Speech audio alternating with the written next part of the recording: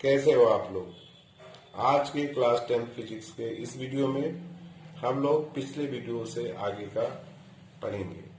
पिछले वीडियो में मैंने आपको प्रतिरोधों का संयोजन और विभवांतर, विभव इत्यादि ये सब चीजें बताई थी।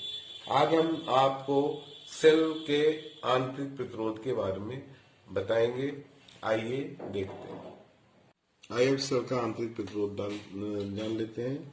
किसी सेल में उपस्थित विद्युत अपघट्ट द्वारा विद्युत धारा के मार्ग में उत्पन्न अवरोध को सेल का आंतरिक प्रतिरोध कहते हैं। अब हम मान लेते हैं कि माना किसी सेल का विद्युत वाहक बल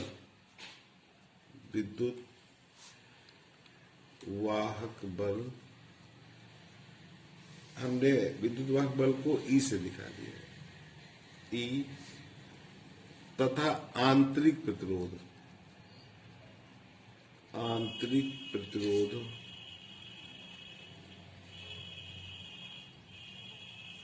हमने आर, स्मॉल लेटर के आर से आर है।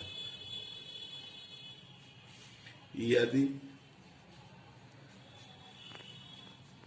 सेल के सिरों को एक प्रतिरोध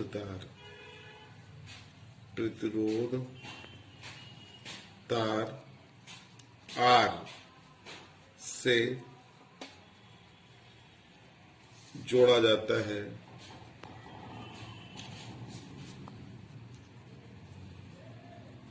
तो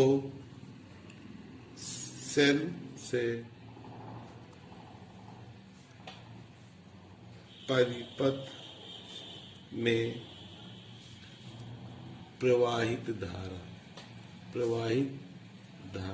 तो धारा बराबर हम इसको लिखेंगे, यहाँ आई लिख सकते हैं। आई इज इक्वल टू हो जाएगा विद्युत वाहक बल यानी कि ई अपान हो जाएगा आर प्लस आर। ये फार्मूला बन जाएगा। जो आंतरिक प्रतिरोध है उसकी परिभाषा अगर पूछता तो क्या लिखेंगे कि किसी सेल में उपस्थित विद्युत अपघट्ट द्वारा विद्युत धारा के मार्ग में उत्पन्न अवरोध को सेल का आंतरिक प्रतिरोध कहते हैं और उसका प्रभाव धारा पर पड़ेगा। तो अगर हम मान लिया आंतरिक प्रतिरोध का प्रभाव पड़ रहा है तो प्रवाहित धारा आई बराबर हो जाएगा ई अपान आर प्लस आर। ये जो है ये आंतरिक प्रतिरोध है, ये परिपथ का प्रतिरोध है। कैपिटल आर जो है परिपथ का प्रतिरोध हो जाएगा। तार का प्रतिरोध हो गया, तार का प्रतिरोध, और स्मॉल आर ये सेल का आंतरिक प्रतिरोध हो जाएगा। ये हाँ, एक चीज यहाँ पर और समझना चाहिए कि नया वर्ड आया है आपके लिए, विद्युत वाहक बल। विद्युत लिख दे रहे हैं पूरा, विद्युत वाहक बल। तो विद्युत वाहक बल और देखिए विभवांतर, ये विभवांतर की परिभाषा हम पहले बता चुके हैं। इनमें कोई अंतर नहीं होता है, विशेष अंतर नहीं है। केवल क्या है अंतर सिर्फ इतने का है कि जो ये बंद परिपथ में होता है, विभवांतर हमेशा जो है वो बंद परिपथ के लिए बंद परिपथ में होता है, और विद्युत वाहक बल जो है वो खुले सिरों के, हम ये कह सकते हैं अगर किसी से परिभाषा जान ले कि विद्युत वाहक बल है क्या, तो किसी परिपथ के दो खुले सिरों के बीच इकाई आवेश को प्रवाहित करने में किया गया कार्य क्या कहलाता है। उसकी जो मात्रा होता है, किया गया कार्य करने की मात्रा को उन दोनों बिंदुओं के बीच विद्युत वाहक बल कहते हैं। और विभवांतर क्या है, हमने बताया था कि किसी चालक के एक सिरे से दूसरे सिरे तक इकाई धन आवेश को प्रवाहित करने के लिए किया गया जो कार्य है वो क्या कहलाता है, उन दोनों सिरों के बीच का विभवांतर कहलाता है। तो परिभाषा एक तरह ही है, लेकिन ये बंद परिपथ में होता है और ये खुले परिपथ में। चलिए अब इसके आंतरिक प्रश्न देख लेते हैं। देखिए, यदि 120 सेंटीमीटर लंबे और 0.04 मिमी व्यास वाले तार का प्रतिरोध 25 ओम है, तो तार की धातु का विशिष्ट प्रतिरोध ज्ञात कीजिए। मान लीजिए इस सवाल को करना है आपको, तो सबसे पहले हमने आपको बताया था जो मालूम है वो लिख देते हैं। तो लंबाई यानी कि तार की लंबाई L बराबर कितना दिया है, ये है L कितना दिया है इसमें 120 सेंटीमीटर, 120 सेंटीमीटर लिख दिया हमने। और इसके बाद जो है आपका और क्या दिया है, तो 120 सेंटीमीटर है, तो अगर इसको मीटर में बदलना है तो हम 100 से भाग देंगे।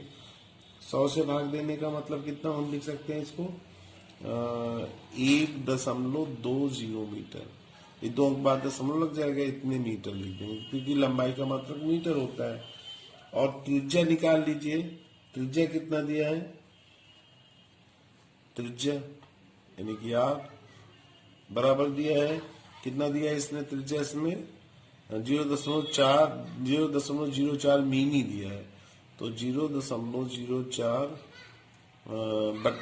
बटे 2 कर देंगे, व्यास दिया है तो उसका आधा त्रिज्या हो जाएगा, तो 0.02 हम क्या लिख देंगे मिलीमीटर।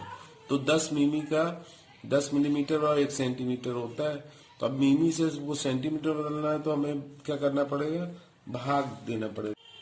0.02 मिमी है, तो अब इसमें पहले 10 से भाग देंगे, मान लीजिए तो ये हो जाएगा 10 से भाग दिए तो सेंटीमीटर में हो गया, और सेंटीमीटर को जब मीटर में बदलना है तो ये कर देंगे 0.02 बटे 10 है, और 100 से और भाग देंगे, तो अब ये किस में बदल गया, मीटर में बदल गया।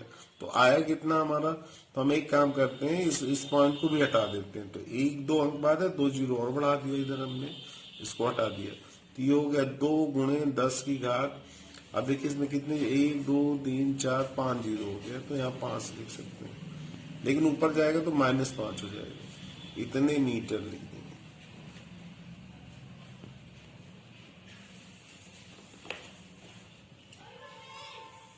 त्रिज्या आ गई आपकी, त्रिज्या आ गई 2 गुणे 10 की घात -5 मीटर, मीटर में कर लिया। अब विशिष्ट प्रतिरोध पूछा है यानी कि रो, तो P इसको ऐसे रो इस तरह बनाते हैं, तो विशिष्ट प्रतिरोध चाहे लिख दीजिए। तो ये हमने आपको बताया था RA/L, आप इसी में इसका मान रख देंगे, तो R जो है, R का मान कितना है, R का मान रख दें भाई, L हमें मालूम है 1.20 मीटर, 120 सेंटीमीटर था। अब इसके बाद जो है जो प्रतिरोध दिया है वो भी तार इसने पूछा है, ये प्रतिरोध 25 ओम दिया है, तार का प्रतिरोध दिया है, तो यहां हम लिख देंगे 25। अब देखिए ये क्षेत्रफल है यानी कि πr² लिखना पड़ेगा हमें, πr² लिख देंगे, और L की जगह हम 1.2 रख देंगे। अब इसको आप सरल कर लीजिएगा, पाई का मान 3.14 रख दीजिएगा, R हम निकाल ही चुके हैं, इसका वर्ग कर देंगे, तो अगर इस R की वैल्यू रखेंगे तो ये कितना है, 2 गुणे 10 की घात -5 है, वर्ग करेंगे तो ये वर्ग करने पर हो जाएगा आपका 4 गुणा करने में घातें जुड़ती हैं तो -10 हो जाएगा, 4 गुणे 10 की घात -10 मीटर वर्ग करने पर। अगर इसका स्क्वायर करेंगे तब, अगर हम इसी का हम यहाँ ये ऐसे कर दे रहे हैं, चलिए दिखा दे रहे हैं, इसका वर्ग करेंगे तो ये आ जाएगा, यानी कि इसकी जगह ये रख दीजिएगा, और पाई का मान 3.14 रखकर इसको सरल कर लीजिएगा, जो आएगा वही आपका आंसर हो जाएगा। चलिए अब अगली सवाल देखते हैं। दिए गए परिपथ में ये आपका दिया है, तो ये किस इसका संयोजन देख लीजिए, तो ये श्रेणी संयोजन में 10 ओम 6 ओम 4 ओम के 3 प्रतिरोध श्रेणी क्रम में संयोजित हैं, परिपथ के समतुल्य प्रतिरोध की गणना की। तो इसके लिए हमने श्रेणी क्रम में बताया था तुल्य प्रतिरोध R = हमने बताया था R1 + R2 + R3, ये बताया था हमने। अब मान रख दिए इसमें ये 10 ओम है, ये कितना है 6 ओम है, ये 4 है, तो 6 4 10 20 ओम आ जाएगा, ऐसे ओम का प्रतीक बना दीजिए ये, तो ये आपको उत्तर हो जाएगा, ये आंसर हो जाएगा। चलिए एक सवाल और देखते हैं। 10 ओम तथा 5 ओम के प्रतिरोधों को समांतर क्रम में जोड़ा गया, इस संयोजन का तुल्य प्रतिरोध ज्ञात कीजिए। तो ठीक है, समांतर क्रम के लिए हमने क्या फार्मूला बताया था, 1/R = 1/R1 प्लस 1/R2, दो प्रतिरोध जुड़े हैं, तो 1/R इज इक्वल टू 1/, इसकी जगह एक ओम, एक 10 ओम का है एक प्रतिरोध है, एक 5 ओम का है। इसका एलसीएम ले लिया, इसका एलसीएम 10 ही आएगा, तो यहाँ एक बार जाएगा और यहाँ हमारा 2 बार जाएगा। 1/R इज इक्वल टू, तो इसी को हम लिखेंगे 1/R इज इक्वल टू 3/10, 3 गुणा कर देंगे तो 3R इज इक्वल टू 10, या इसलिए R इज इक्वल टू 10/3 ओम ये लिख देंगे। आज के लिए बस इतना ही। अब अगले वीडियो में हम अभ्यास प्रश्नावली की सवालों को हल करवाएंगे।